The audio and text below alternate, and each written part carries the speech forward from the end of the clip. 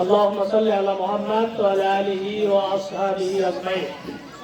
বাংলাদেশ জামাত ইসলামী কর্তৃক আয়োজিত ফুলপুরডাঙ্গা গ্রামের উদ্যোগে আজকের এই ইফতার মাহফিলের সম্মানিত সভাপতি, মঞ্চে উপবিষ্ট নেতৃবৃন্দ এবং আমার প্রিয় ভাইয়েরা, আবারও সালাম, আসসালামু আলাইকুম ওয়া রাহমাতুল্লাহ। সম্মানিত উপস্থিতি, আল্লাহ সুবহানাহু ওয়া তাআলা এই এক মাস আমাদেরকে দিয়েছেন সিয়াম সাধনা করে তাকওয়া অর্জনের জন্য। আর তাকওয়াটা এই জন্যই দরকার, দুনিয়াতে আমরা সুখে থাকতে গেলে, দুনিয়ায় যদি আমরা সুখ শান্তি পেতে চাই, তাহলে আমাদেরকে তাকওয়া অর্জন করতে হবে। আর এই জন্যই আল্লাহ সুবহানাহু ওয়া তাআলা এই একটি মাস দিয়েছেন যেন আমরা তাকওয়া অর্জন করতে পারি। তাকওয়াটা কি? তাকওয়ার অনেকগুলো ব্যাখ্যা আছে। সংক্ষিপ্ত ভাবে আমরা যেটা বুঝবো যে ফরজ ইবাদত এবং ওয়াজিব ইবাদত গুলো যথাযথভাবে পালন করা, আর যত প্রকার হারাম কাজ আছে সেটা থেকে নিজেকে বিরত রাখার নাম হলো এই তাকওয়া। অর্থাৎ কেউ যদি কোনো ফরজ কাজ বাদ দেয়, কোনো ওয়াজিব কাজ বাদ দেয় এবং কোনো হারাম কাজের সাথে নিজেকে যদি জড়িত রাখে, সে তাকওয়া মুত্তাকি হতে পারবে না। যেমন ভাবে একজন মানুষ নামাজ রোজা করে, হজ যাকাত সবই দেয়, কিন্তু বাবা মার সাথে সম্পর্ক খারাপ, আমরা তাকে মুত্তাকি বলতে পারবো না। কি কারণে? যে সে এটি ফরজ ইবাদত কি করেছে? লঙ্ঘন করেছে।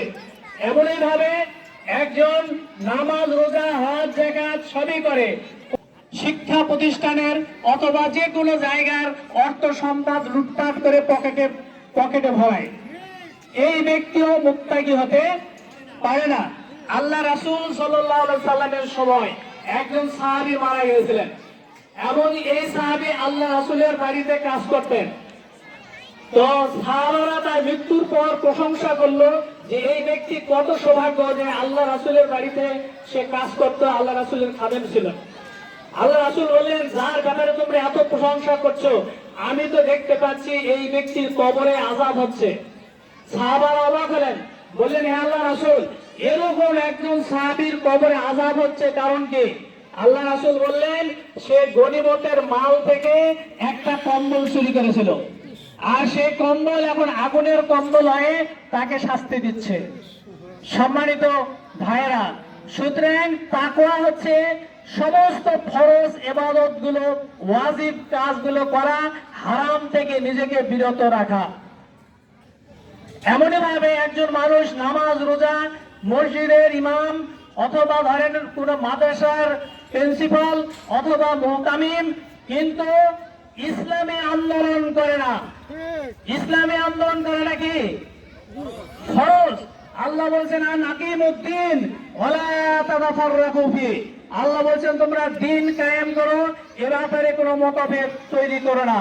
আল্লাহ বলেছেন, ইয়া আইয়ুহাল্লাযীনা আমানু হাল আদুল্লুকুম আলা তিজারাতিন তুনজিকুম মিন আযাবিন আলীম তুমিনুনা বিল্লাহি ওয়া রাসূলিহি ওয়া তুজাহিদুনা ফি সাবিলিল্লাহি বিআমওয়ালিকুম ওয়া আনফুসিকুম যালিকুম খায়রুল লাকুম ইন কুনতুম তা'লামুন। আল্লাহ বলেছেন, আমি কি এমন কোন ব্যবসার কথা তোমাদেরকে বলবো না যেটা তোমাদেরকে যন্ত্রণাদায়ক আযাব থেকে পরিত্রাণ দেবে? সেটি হচ্ছে আল্লাহর প্রতি বিশ্বাস স্থাপন করো, আর জান মাল দিয়ে তোমরা জিহাদ করো, অর্থাৎ আল্লাহর জমিনে আল্লাহর দ্বীনকে বিজয়ী করার জন্য তোমরা সংগ্রাম চালাও। আর এটাই হচ্ছে তোমাদের মুক্তির পথ, আর এটাই হচ্ছে উত্তম যদি তোমরা বোঝো। সুতরাং ইসলামী আন্দোলন করা, আমরা যে ভূখণ্ডে বসবাস করছি, এই ভূখণ্ডে ইসলামকে বিজয়ী করার জন্য কাজ করা হলো ফরজ।